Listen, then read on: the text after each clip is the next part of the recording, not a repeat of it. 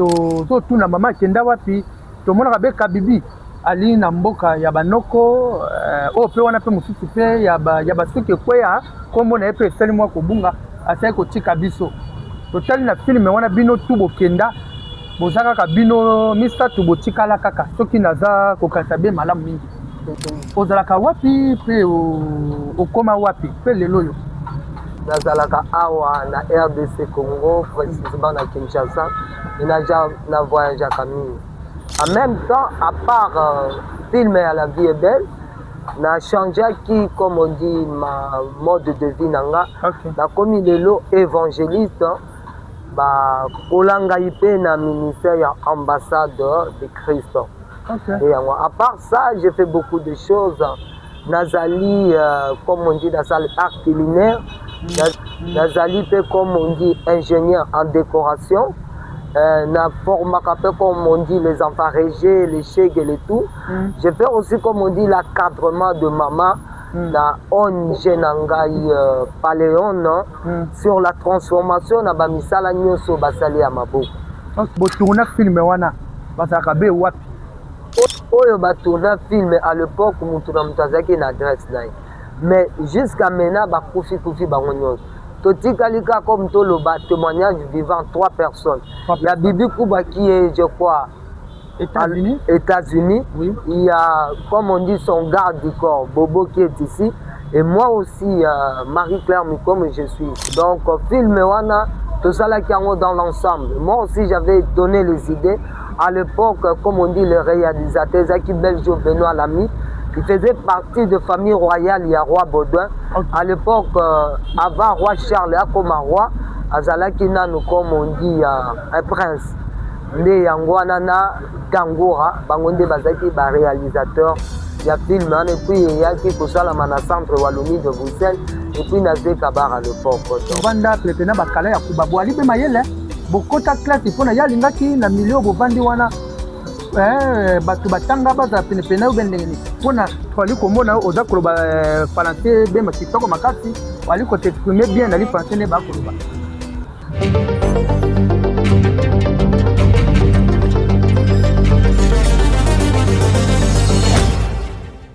Matono mingi ngabino chafinza mazamba toko beta masolo tali culture na biso pe mabina mboka na biso na lobela bino mingi culture na biso ifo ezala penza lolingi moko kitoko mabina mboka na biso pe ezala penza malamu mingi. Merci bandeko awa tozali na moko yo asala filme na La Vie est belle. Na La Vie est belle na banzete bandeko bokoto bo partager toza penza biso na bino nako kende pena zonga bomoni filme wana oyo eke lancement wana na La Vie est belle oyo tata Wemba akendea kozwa bandumba bandumba baleki be mibale amemeli bango mvwandu ndumba liboso ndumba mibale twali be na yawa toko panza be nteke toko panza be penza masolo be na ye aza témoignante na li français ne bakoloba témoignante témoignante vivant nde toko beta penza masolo be na ye mbote mama mbote bonne santé. Très bien. Donc on va moi makati ya ba kolanda biso to tuna mama kenda wapi to mona be kabibi ali na mboka ya banoko oyo mpe wana mpe mosusu mpe ya basuki ekweya kombo na ye mpe esali mwa kobunga asali kotika biso totali na filme wana bino tu bokenda boza kaka bino misato botikala kaka soki naza kokanisa be malamu mingi ozalaka wapi mpe okoma wapi mpe lelo oyo ngai nazalaka awa na RDC Congo précisément na Kinshasa et na voyage à Camille. Résidence nangeza na Maringa 74 croisement Chaba Komi de Kassavo. Nazali pe assistante collaboratrice ya parti MNC Lumumba na assistaka bango pona kopesa bango ba conseil na makamba politique parce que je suis aussi politicienne. En même temps, à part film à La Vie est belle, na changé qui, comme on dit, ma mode de vie nanga, na comme lelo évangéliste, ba kolanga ipé na ministère ya ambassadeur de Christ.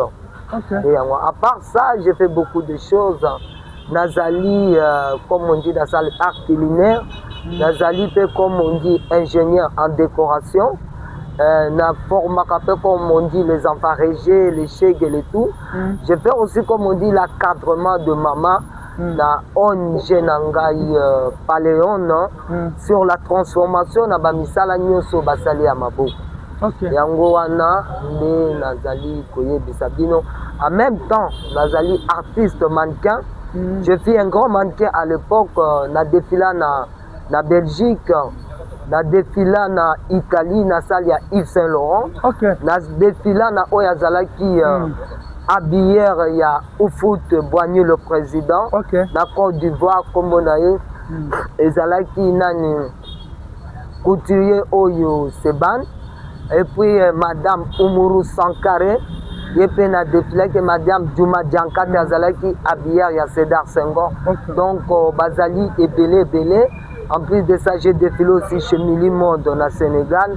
Si na Burkina Faso, tu as qui participation à 45 pays au Bayaki pour le monde. Et le Zaïre à l'époque, tant que na Liolo. Donc, Nabimaki la première, donc je représentais les Zaïre à l'époque. Vraiment. Donc, j'ai fait beaucoup de choses. Merci beaucoup. Mais... Maman, tu dis moi ma capacité, penza, belé. Maman, le lot Tozali Mokolo, le 24 avril, donc au Kansabe, Tata Wemba, Makala Yakuba, Motoyota Tikabiso, Alanganze Motoyota Yemba, et c'est pris sabe bateau. Mais Tokolensama pe atika moi film wana bato ba kolanda biso et kenda sango pe tambola. Mais quand on koyebisa biso ba bo tourna film wana bazaka be wapi. Oyo ba tourna film à l'époque mutu na mutazaki na adresse naye. Mais jusqu'à maintenant ba kufi bango nyonso. Totikalika comme toloba témoignage vivant 3 personnes.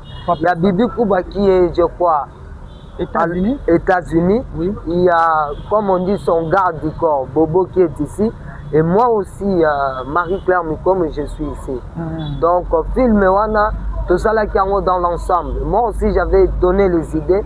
À l'époque, comme on dit, le réalisateur, Zaki Beljo Benoît Lamy, il faisait partie de famille royale, il y a Roi Baudouin. À l'époque, avant Roi Charles, comme un roi, Azalaki Nano, comme on dit, un prince. Nde yangwana na Tangora bangonde bazaki ba réalisateur ya film et puis yaki kosala na centre Wallonie de Bruxelles et puis na Zekabar à l'époque. Donc c'est ça. Donc maman tomoni wana yo vraiment jouer vraiment film wana za penza moko yo ovana na Tata Wemba mais finalement to komona bino pene pona constat oyo ngacha funza manzama na sali bino batu ya papa Wemba batu bovanda pene na bakala ya kubabo ali be mayele bokota classe pona yalingaki na milio bovandi wana batu batanga baza pene ou bendengeni pona twali komona oza koloba français be makitoko makasi wali ko t'exprimer bien na li français ne ba koloba. Papa Wemba donc il était quelqu'un oyo abandolinga toujours entouré na bato baza sage. Ezalaki pona classe mais abandolinga toujours d'ajouter idée plus ne loko yo surtout. Abandaki kwa inciter et pas na yeso ko fandi tembe na ye soko ozali na ba idée te soko ozali kaka bongo bokoyoka na te. Yango na s'intéressait ki nanga parce que à chaque fois je lui donnais des idées crédibles. Avant kufa même ba document nezali on appelle ça qui ba projet na lobi omoni okomi kokola ndenge tomona ka ba star ya ba mindele ba américain ba noir ba tebele ba kaka soka bandi kokola. Il faut accroître na ouvrage moko oyetika la lokola icône immortelle.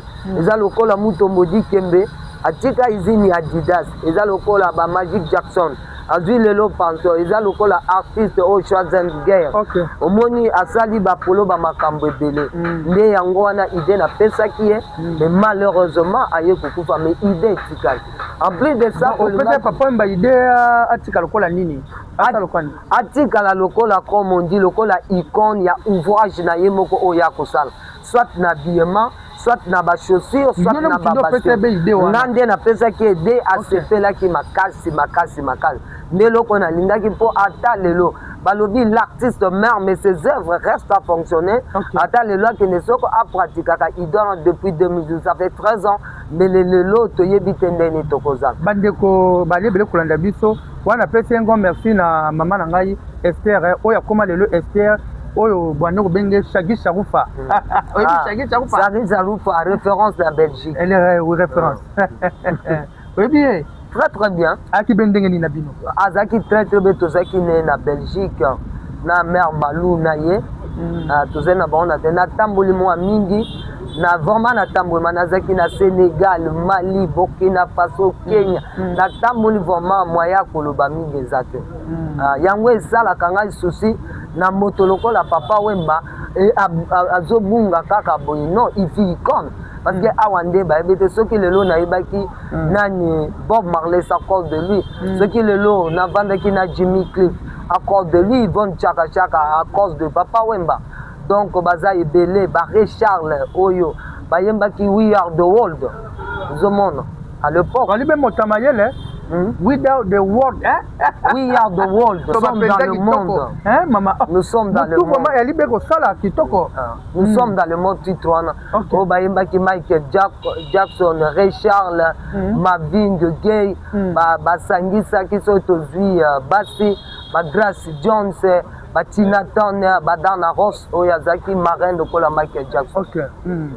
Yango la mama papa no ba kulanda biso lelo yo tango yo yokaki ndako ya Papa Wemba esalaki mwa lokola bateki yango lelo peto okomona note batie musée mais tango yo yebaki teke batie musée tango yo yokaki note batekaki yango esalaki obendenge esalaki ngai pasi kozoko ndako kaka bateki esalenga pasi musée ezala kaka eloko eza extraté même eloko ya muke bokoki koti ya biloko ya mutu wana pona nini eza lokola commémoration parce que c'est quelqu'un qui a beaucoup contribué na musique congolaise au batu ba yebi te mais nga na yebi valeur à Papa Wemba yango na yango tolingi to relater to yeba nino to ko sala tala grand frère nanga Freddy de Milouze oyaza conseiller vestimateur ayaki po bati ya musée ba compliqué siko eke na Ghana et chaque année artiste ya monde baza koya pona commémorer Papa Wemba pourquoi pas na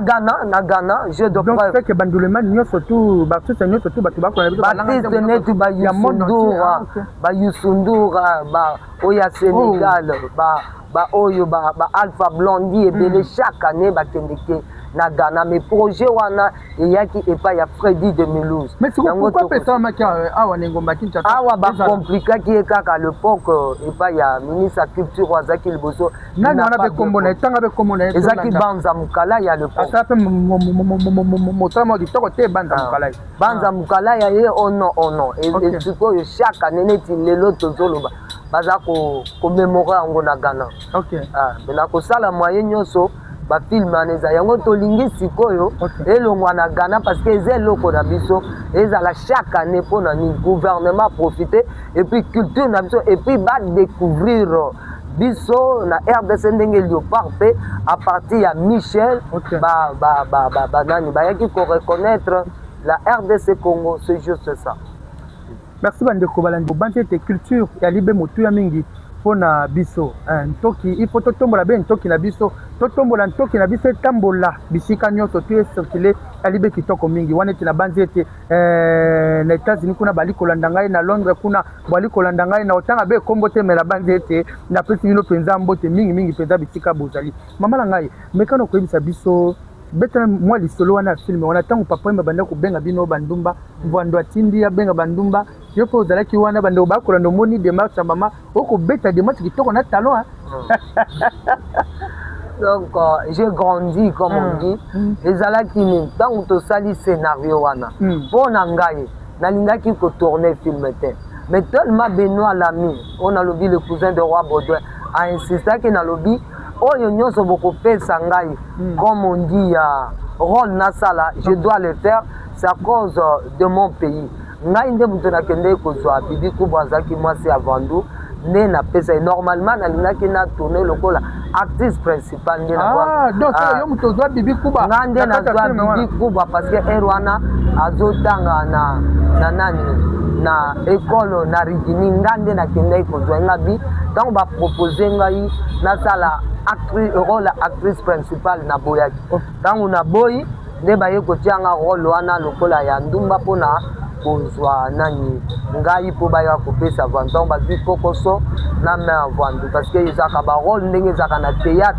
bakotia yo marié bakotia muyibi bakotia eza juste pour na scénario ya film après soki esili mais est-ce que lelo yo tokomona baninga oyo bavanda pe na film wana ba bénéficier pe moi mosolo ba bénéficier pe loko oyo esengeli siko lelo so batali Marie Claire o bénéficier be na nini na kati ya film ngai eloko na bénéficier surtout pour na ba relation et puis à part relation nazokende na makambo malem et puis tant on a lobby malembe na koti déjà comme on dit kati ya mboka na ngai naza na ba partenaire nanga o bazali banda mboka kala mingi tebe bakoya je crois au komona nga na TV comme on dit ce sont les secrets rouges et puis il y a aussi des idées créatives oyo nga na pesa mais ezali comme on dit à repas froid oyo ngai moko na pesa pour na mboka et puis je suis aussi conseillère comme on dit na ba artiste que ça soit ba potier que ça soit